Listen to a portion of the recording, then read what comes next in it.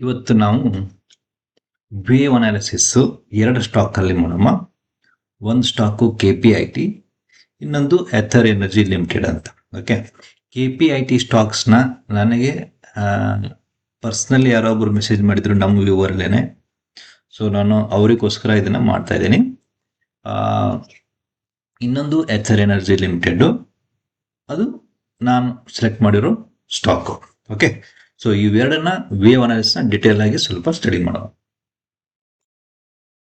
ಈಗ ನಾವಿರೋದು KPIT stocks ಅಲ್ಲಿ ಡೈಲಿ ಟೈಮ್ ಫ್ರೇಮ್ ಅಲ್ಲಿ ಇದ್ದೀವಿ. ಸೊ ಈಗ ನಾವು MACD ವೈಸ್ ನೋಡಿದ್ರೆ ನಮಗೆ ಇಲ್ಲಿ ಎಲ್ಲೂ ಈ ಒಂದು ಲೋ ಇರೋದ್ರಿಂದ, ಲೋ ಇದ್ರೂ ಸಹ ನಮ್ಗೆ ಇಲ್ಲಿ ಎಲ್ಲೂ ಓರಿಜಿನ್ ಸಿಗ್ತಾ ಇಲ್ಲ. ಸೊ ನಾವು ಓರಿಜಿನ್ ಇದನ್ನೇ ಕನ್ಸಿಡರ್ ಮಾಡೋಣ ಈಗ. ಓಕೆ, ಈ ಪಾಯಿಂಟ್ ಅನ್ನೇ ಓರಿಜಿನ್ ಅಂತ ಕನ್ಸಿಡರ್ ಮಾಡ್ಕೊಂಡು ನಾವು ಅನಾಲಿಸಿಸ್ ಮಾಡಲಿಕ್ಕೆ ಟ್ರೈ ಮಾಡೋಣ. ಸೊ ನಾನು ಈಗ ಏನ್ ಮಾಡ್ತೀನಿ, 1 ಮತ್ತೆ 2 ಅಂತ ನಾನು ಏನ್ ಸಪೋಸ್ ಥಿಂಕ್ ಮಾಡಿದ್ದೀನಿ, ಅದಕ್ಕೆ ನಂಬರ್ ಕೊಡೋದು, ಅದರ ಮೇಲೆ ನಾನು ಟ್ರೆಂಡ್ ಲೈನ್ ಅಂತ ಡ್ರಾ ಮಾಡ್ತೇನೆ.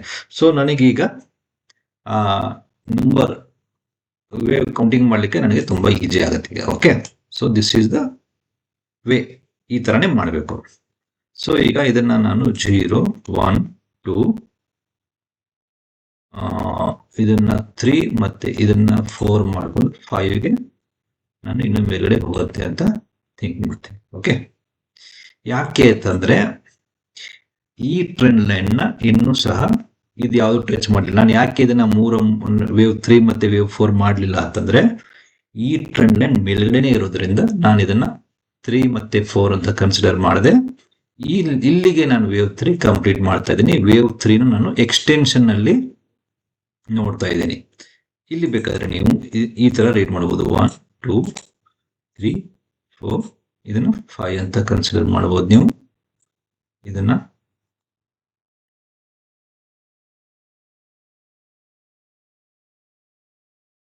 ನೀವು ಈ ತರ ಸಹ ಥಿಂಕ್ ಮಾಡಬಹುದು. ಓಕೆ, ಸೊ ಹಾಗಿದ್ರೆ ವೇವ್ 4 ಅಲ್ಲಿ ಇದೆ ಅಂತ ನೀವೇನಾದ್ರೂ ಥಿಂಕ್ ಮಾಡಿದ್ರೆ, ಸೊ ಇನ್ನು ಎಷ್ಟು ಪರ್ಸೆಂಟ್ ಇದು ಡೌನ್ ಸೈಡ್ ಬರಬಹುದು? ಓಕೆ, ಸೊ ಇದು 23% ಮತ್ತೆ 38% ಮಧ್ಯೆ ಇದೆ. ಓಕೆ, ಸೊ ನನಗೆ ಅನಿಸಿದ ಪ್ರಕಾರ 38% ಅಂತೂ ಟಚ್ ಮಾಡಬೇಕು. ಓಕೆ, ಆಮೇಲೆ 50% ಟಚ್ ಟ್ರೈ ಮಾಡಬಹುದು.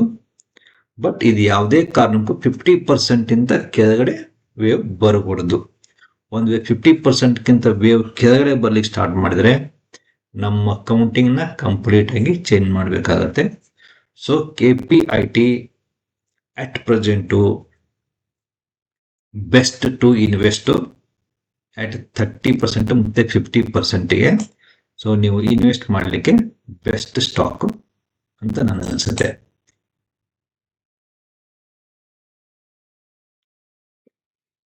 ಓಕೆ, ಸೊ ನೀವು 38%ಗೆ ಬಂದ ತಕ್ಷಣ ನೀವು ಕ್ಯಾಂಡಲ್ ಸ್ಟಿಕ್ ಪ್ಯಾಟರ್ನ್ ನೋಡ್ಕೋದೆ.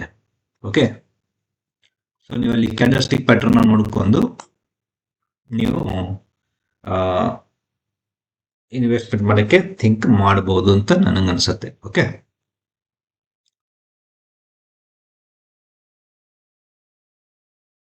ಇದು ಕರೆಕ್ಷನ್ ಪಾರ್ಟ್ ಇದೆ. ಸೊ ನಿಮಗೆ ಇದು A, ಇದು B, ಇದು C ದಲ್ಲಿ ತುಂಬಾ ಕೆಳಗಡೆ ಹೊರಟಿದೆ. ಡಿಟೇಲ್ ಆಗಿ ಹೋಗಬೇಕು ಅಂತಂದ್ರೆ ಕರೆಕ್ಷನ್. ಓಕೆ, ಸೊ ಸಿಂಪಲ್ ಆಗಿ ಥಿಂಕ್ ಮಾಡಿ.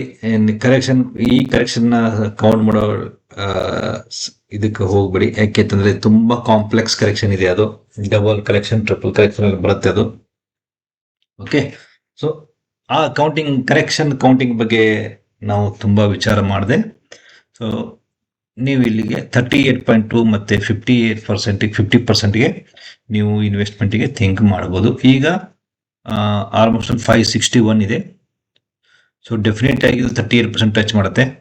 ಓಕೆ, ಸೊ 38%ಗೆ 50%, ನೀವು 100 ಸ್ಟಾಕ್ ತಗೋ ಪ್ಲಾನ್ ಮಾಡಿದ್ರೆ 38%ಗೆ ಒಂದು 50 ಸ್ಟಾಕ್ಸ್, ಆಮೇಲೆ 50% ಮತ್ತೆ ಡೌನ್ ಸ್ಟಾರ್ಟ್ ಮಾಡಿದ್ರೆ ಮತ್ತೊಂದು 50 ಸ್ಟಾಕ್ಸ್ ನ ನೀವು ತಗೋದಕ್ಕೆ ಪ್ರಯತ್ನ ಮಾಡಬಹುದು. KPIT ಓವರ್ ಆಲ್ ವೇವ್ 4 ಅಲ್ಲಿದೆ.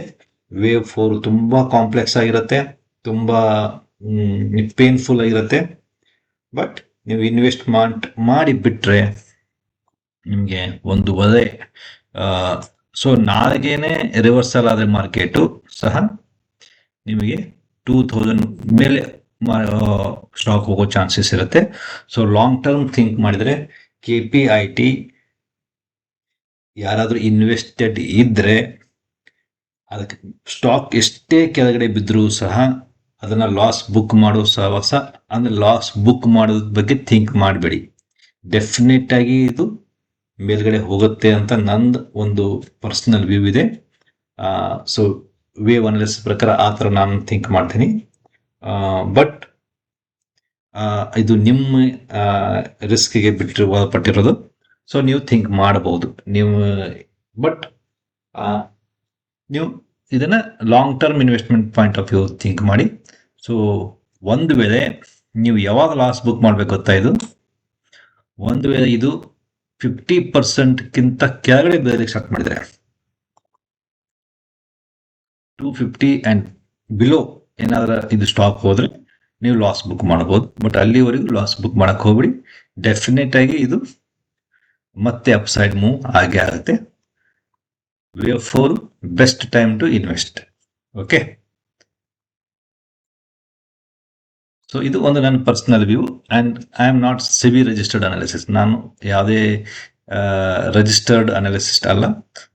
ನನ್ನದೇ ಆದಂತಹ ಒಂದು ವೇವ್ ಅನಾಲಿಸಿಸ್ ಬಗ್ಗೆ ನನಗೇನು ನಾಲೆಜ್ ಇದೆಯೋ ಅದ್ರ ಮೇಲೆ ನಾನು ನಿಮಗೆ ಇದನ್ನು ಹೇಳ್ತಾ ಇದ್ದೀನಿ. ಓಕೆ, ಸೊ ಈಗ ನೆಕ್ಸ್ಟ್ ಈಸ್ ಎಥರ್ ಹೋಗು. ಓಕೆನಾ, ಎಥರ್ ಟೆಕ್ನಾಲಜೀಸ್ ಬಗ್ಗೆ ಥಿಂಕ್ ಮಾಡೋದಕ್ಕಿಂತ ಮುಂಚೆ ಇನ್ನೂ ಯಾರಾದರೂ ಚಾನಲ್ನ ಸಬ್ಸ್ಕ್ರೈಬ್ ಮಾಡಿಲ್ಲ ಅಂತಂದ್ರೆ ದಯವಿಟ್ಟು ಸಬ್ಸ್ಕ್ರೈಬ್ ಮಾಡಿ ಮತ್ತು ಚಾನಲ್ನ ಬೆಲ್ ನೋಟಿಫಿಕೇಶನ್ ಆನ್ ಮಾಡಿ. ಓಕೆ,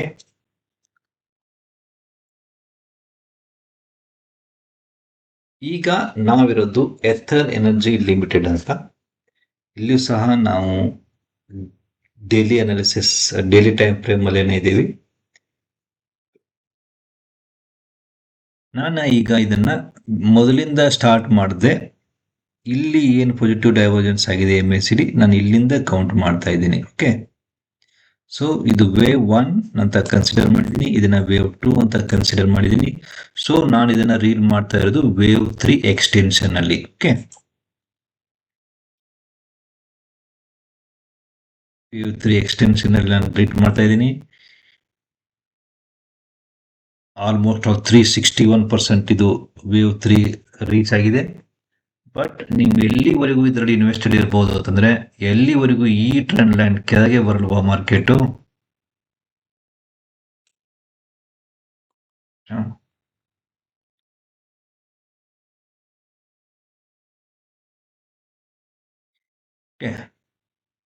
ಎಲ್ಲಿವರೆಗೂ ಈ ಆಕ್ಟಿವ್ ಟ್ರೆಂಡ್ ಲೈನ್ ಏನಿದೆಯಲ್ವಾ, ಇದು ಈ ಟ್ರೆಂಡ್ ಲೈನ್ ಕೆಳಗಡೆ ಬಂತು ಅಂತಂದ್ರೆ ನೀವು ಇಲ್ಲಿ ಟಚ್ ಆದ್ರೆ ನೀವು ಇದನ್ನ ಲಾಸ್ ಬುಕ್ ಮಾಡ್ಕೋಕೆ ಥಿಂಕ್ ಮಾಡಬಹುದು. ಬಟ್ ಅಲ್ಲಿವರೆಗೂ ಮಾತ್ರ ಇದು ವೇವ್ 3 ಎಕ್ಸ್ಟೆನ್ಷನ್ ಅಲ್ಲೇನೆ ಮೂವ್ ಆಗುತ್ತೆ ಅಂತ ನನ್ಗೆ ಅನ್ಸುತ್ತೆ. ಸೊ ಈ ಟ್ರೆಂಡ್ ಲೈನ್ ನಿಂತ ಹಂಗೆ ಮೂವ್ ಆಗ್ತಾ ಹೋದ್ರೆ ಇದು ವೇವ್ 3 ಪಾರ್ಟಿ ಆಗಿರುತ್ತೆ. ಓಕೆ, ಎಲ್ಲಿ ಇದನ್ನ ಬಿಟ್ಟು ಈ ಟ್ರೆಂಡ್ ಲೈನ್ ಟಚ್ ಮಾಡುತ್ತೋ ಅವಾಗ ಅದು ವೇವ್ 4 ಆಗಿರುತ್ತೆ, ಮತ್ತೆ ವೇವ್ 5 ಗೆ ಮೂವ್ ಆಗುತ್ತೆ.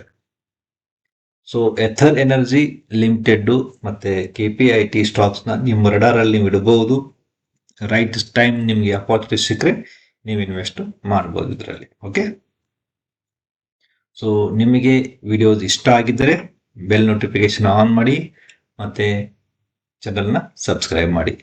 ನಿಮಗೆ ಮತ್ತೆ ಯಾವ್ದಾದ್ರು ವಿಡಿಯೋ ಸ್ಟಾಕ್ಸ್ ನಿಮಗೆ ಅನಲೈಸ್ ಮಾಡಬೇಕು ಅಂತ ಅನ್ಸಿದ್ರೆ ದಯವಿಟ್ಟು ಕಮೆಂಟ್ ಬಾಕ್ಸ್ ಅಲ್ಲಿ ಕಮೆಂಟ್ ಮಾಡಿ.